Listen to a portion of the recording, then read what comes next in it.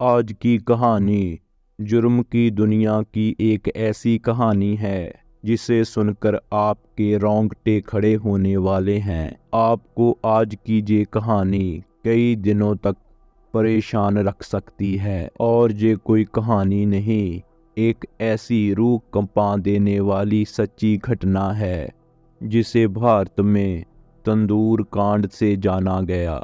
दिल्ली के गोल मार्केट में एक सरकारी फ्लैट में सुशील शर्मा अपनी पत्नी नैना सानी के साथ रहा करता था। सुशील शर्मा ने जुलाई 1995 को एक ऐसा कांड कर दिया जिसे पूरे भारत में तंदूर कांड के नाम से जाना गया और इस कांड ने पूरे भारत को झंझोड़ कर रख दिया था। 2 जुलाई 1995 की शाम को सुशील शर्मा अपना काम खत्म कर जैसे ही घर के अंदर दाखिल हुआ, वैसे ही वो देखता है उसकी पत्नी नैना सहनी फ़ोन पर किसी से बात कर रही है। लेकिन नैना सानी सुशील शर्मा को अचानक से देखकर चौंक जाती है और फ़ोन बंद कर देती है। तब सुशील शर्मा पूछता है, फ़ोन किसका था?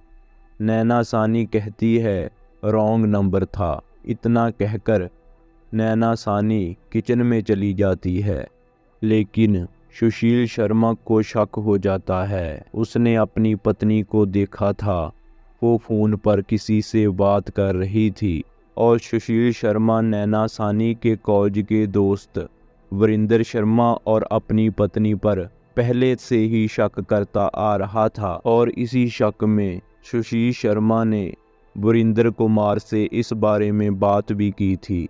लेकिन वरिंदर कुमार कहता है कि नैना सहनी मेरी सिर्फ एक दोस्त है और उस दिन घर में सुशील शर्मा और नैना सहनी दोनों ही थे। और जब नैना सहनी फ़ोन को रखकर किचन में गई, पीछे से सुशील शर्मा लैंडलाइन फ़ोन को रीडायल करता है और जैसे ही सुशील शर्मा रिसीवर को कान पर लगाता है, वही हुआ जिस पर उसे शक था। सामने से आवाज़ आती है वरिंदर कुमार की, जिसकी आवाज़ को सुशील शर्मा से पहचानता था। सुशील शर्मा गुस्से में आकर फ़ोन रख देता है और भागकर किचन में नैना सहनी के पास जाता है।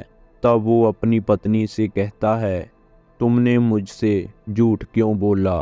तो आगे से नैना सहनी अपनी बात रखती है, लेकिन सुशील शर्मा को उसकी बात सुनकर और ज़्यादा गुस्सा आ जाता है और इसी कुछ सेकंड के गुस्से ने सब कुछ ख़त्म कर दिया। नैना सहनी किचन के बाहर गेट पर खड़ी थी और सुशील शर्मा बिल्कुल उसके सामने। तभी सुशील शर्मा अपना लाइसेंसी पिस्टल निकालता है, नैना सहनी की तरफ 3 फायर करता है। पहली गोली लगी जाकर छत में सीधा पंखे में, दूसरी गोली लगी नैना सहनी की गर्दन में और तीसरी गोली लगी नैना सहनी के सीने पर। और गोली लगते ही नैना सहनी की मौके पर वहीं पर मौत हो गई। नैना सहनी की मौत होने पर सुशील शर्मा को एहसास होता है कि मेरे हाथों से ये क्या हो गया।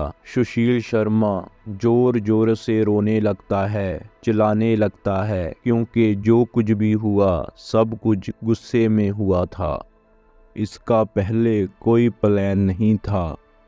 सुशील शर्मा अपनी पत्नी की लाश के पास बैठा हुआ अपने आप को फंसा हुआ महसूस करने लगा। उसे लगा कि अब वो भी नहीं बचेगा।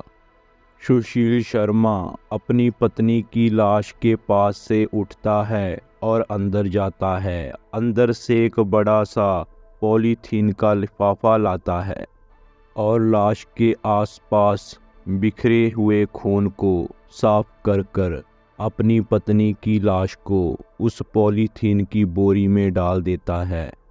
पहले तो अपने फ्लैट से बाहर आकर चारों तरफ देखता है कि कोई आसपास दिखाई तो नहीं दे रहा और फिर उस बोरी को जिसमें उसकी पत्नी की लाश थी उसे घसीटता हुआ अपनी मारुति कार के पास ले जाता है। 1995 में सुशील शर्मा के पास यही मारुति कार थी और सुशील शर्मा अपनी पत्नी की लाश को कार की डिग्गी में रखकर गाड़ी स्टार्ट करता है और अब सुशील शर्मा गोल मार्केट से निकलकर ऐसे ही शहर में गाड़ी में घूमता रहता है, क्योंकि वह सोच रहा था इस लाश को कहाँ पर ठिकाने लगाया जाए। और फिर जो सुशील शर्मा ने अपनी पत्नी नैना साहनी की लाश के साथ किया, उसे सुनकर आपका दिल दहल जाएगा। जब सुशील शर्मा गाड़ी चला रहा था, उसके मन में बस यही बात चल रही थी कि कहीं पुलिस की चेकिंग ना हो जाए। तभी सुशील के दिमाग में एक बात आती है। वह तुरंत गाड़ी घुमाकर ITO पुल पर पहुंच जाता है, क्योंकि अब सुशील शर्मा के मन में ये बात आई थी कि वह अपनी पत्नी की लाश को ITO पुल के नीचे जमुना में फेंक देगा। सुशील शर्मा इसी ITO पुल के ऊपर अपनी गाड़ी साइड में खड़ी करता है। सुशील शर्मा देखता है कि इतनी रात को भी पुल के ऊपर बहुत ज़्यादा ट्रैफिक है। वो डर रहा था कि कहीं कोई उसे देख ना ले। वे पकड़े जाने के डर के मारे अपना इरादा बदल देता है। सुशील वहां से गाड़ी घुमा लेता है और वापिस कनॉट प्लेस पहुंच जाता है। वहां से सीधा अपने बगिया रेस्टोरेंट जाता है और यही वह बगिया रेस्टोरेंट था जिसमें तंदूर कांड को अंजाम दिया गया था। सुशील शर्मा इस बगिया रेस्टोरेंट, जो आज रंगीला होटल है, इसमें अपनी गाड़ी पार्क करता है और भागकर सीधा रेस्टोरेंट के अंदर चला जाता है। और जैसे ही वह अंदर पहुंचता है, वह देखता है कि अंदर बहुत सारे लोग डिनर कर रहे थे। उस वक्त रात के 10:30 बज रहे थे। उस रेस्टोरेंट का हेड केशव था, जो सुशील शर्मा का बहुत ही खास था। सुशील शर्मा सीधा केशव के पास पहुंचता है और केशव को रेस्टोरेंट को तुरंत बंद करने को कहता है और कहता है किसी को भी खाना मत दो, सबको बोल दो कि खाना ख़त्म हो गया है। ये सुनते ही केशव हैरान रह जाता है और कहता है अभी तो खाना बहुत पड़ा है, अभी तो लोग आना शुरू हुए हैं। लेकिन जब दोबारा सुशील शर्मा गुस्से से कहता है कि सभी को बाहर निकालो, तब केशव समझ जाता है कि कुछ ना कुछ बात तो ज़रूर है। तब केशव नए ग्राहकों को अंदर नहीं आने देता और जल्दी से उन लोगों को भी बाहर निकाल देता है जो खाना खा रहे थे। रेस्टोरेंट की सभी लाइटों को बंद कर दिया गया और जो भी उस ढाबे में काम करने वाले थे, सभी को अपने अपने घर भेज दिया गया। अब रेस्टोरेंट में सुशील शर्मा और केशव दोनों ही थे। तब सुशील शर्मा केशव को सारी सच्चाई बता देता है कि मेरी पत्नी का कत्ल मेरे हाथों हो गया है और इस लाश को ठिकाने लगाना है। और सुशील शर्मा कहता है लाश किसी को ना मिले, इसके लिए हम इस लाश को तंदूर में डाल देते हैं। ये सुनकर केशव घबरा जाता है, लेकिन केशव सुनील का वफादार होने के कारण सुशील की मदद करने के लिए सोचता है। अब केशव और सुशील रात के अंधेरे में बाहर खड़ी कार से नैना साहनी की लाश को निकालते हैं। दोस्तों, उस रेस्टोरेंट में एक कोने में बहुत बड़ा तंदूर लगा हुआ था और इसी तंदूर में उसी दिन रोटी बनाकर लोगों को भी खिलाई गई थी, जिस वजह से तंदूर अभी भी पूरा गर्म था।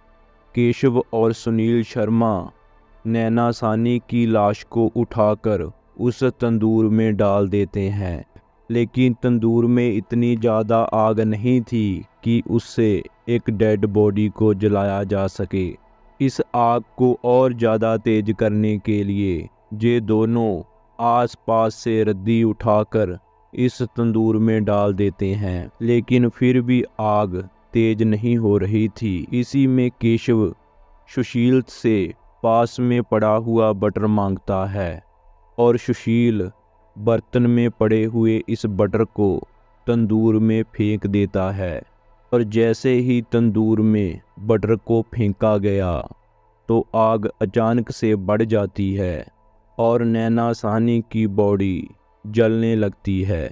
बर्तन में पड़ा हुआ और बटर सुनील शर्मा ने उठाकर तंदूर में डाल दिया, जिसकी वजह से आग इतनी ज़्यादा बढ़ गई कि रेस्टोरेंट की दीवारों के बाहर इस आग को साफ साफ देखा जा सकता था। इस रेस्टोरेंट के बाहर ही एक औरत सब्जी की दुकान लगाती थी। जब उसने इतनी ज़्यादा आग को देखा, उसे लगा कि शायद रेस्टोरेंट के अंदर आग लग गई है। उसने ज़ोर ज़ोर से शोर मचाना शुरू कर दिया। पास से ही एक अब्दुल नज़ीर नाम का पुलिस वाला गुजर रहा था। जब उसने शोर को सुना तो उस महिला के पास आया। महिला ने बताया कि रेस्टोरेंट में आग लग गई है। तो वह पुलिस वाला भागकर उस दीवार पर चढ़कर देखता है तो उसे दिखाई देता है कि अंदर आग लगी हुई है और 2 आदमी उस आग के पास खड़े हैं। वो पुलिस वाला जब अंदर जाता है तो केशव उसके आगे आ जाता है। पुलिस वाला कहता है कि अंदर आग लगी हुई है। केशव उसे कहता है आग नहीं है, हम अंदर कुछ पोस्टर और रद्दी जला रहे हैं। तो वह पुलिस वाला कहता है थोड़ा ध्यान से, कहीं आग ना लग जाए।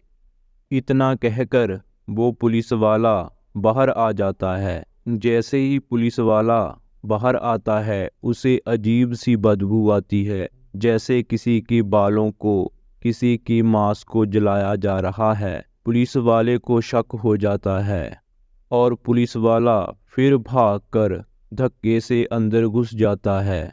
और जब वह पुलिस वाला तंदूर की तरफ देखता है, उसके रोंगटे खड़े हो जाते हैं। सामने तंदूर में एक जला हुआ हाथ दिखाई देता है। वह घबरा के बाहर आ जाता है और वह तुरंत पीसीआर को फ़ोन करता है। थोड़ी देर में ही वहां पर पुलिस पहुंच जाती है, लेकिन तब तक सुशील शर्मा वहां से भाग जाता है। और पुलिस जब उस आग को बुझाती है तब तक नैना साहनी की लाश आधी से ज़्यादा जल चुकी होती है। पुलिस उस वक्त सुशील को तो नहीं पकड़ सकी, लेकिन केशव को पकड़ लेती है और उस लाश को ले जाकर मुर्दा घर में रखवा देती है। जब इसकी खबर वरिंदर कुमार तक पहुंची तो वह तुरंत भाग कर आता है। जब वह लाश की उंगलियों को देखता है जो सिर्फ हड्डियां ही बची थी, उनमें पहनी हुई एक अंगूठी से वरिंदर कुमार पहचान लेता है, हाँ ये लाश नैना साहनी की ही है। बाद में सुशील शर्मा अपना हुलिया बदलकर इधर उधर भागता फिरता है। आखिर में पुलिस सुशील शर्मा को पकड़ लेती है और इसके बाद अदालत ने सुशील शर्मा को फांसी की सज़ा सुनाई।